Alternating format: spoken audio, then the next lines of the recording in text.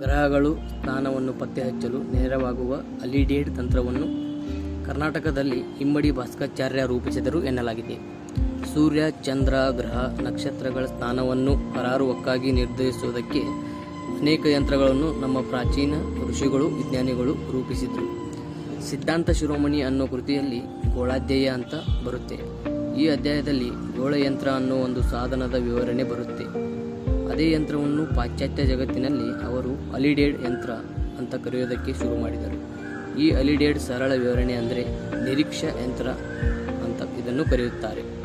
ಅಂದರೆ ಸೂರ್ಯ ಎಲ್ಲಿದ್ದಾನೆ ಅಥವಾ ಈ ನಕ್ಷತ್ರ ಎಲ್ಲಿದೆ, ಇಂತಿಂತಹ ಸ್ಥಾನದಲ್ಲಿ ಇರಬೇಕಿತ್ತು ಅಂತ ನಿರೀಕ್ಷೆ ಇಟ್ಟುಕೊಂಡು ಈ ಒಂದು ಸಾಧನದ ಮೂಲಕ ನೋಡಿದರೆ ಅವೆಲ್ಲ ನಮಗೆ ಒಂದೇ ಸ್ಥಳದಲ್ಲಿ ಕಾಣುವುದುಂಟು.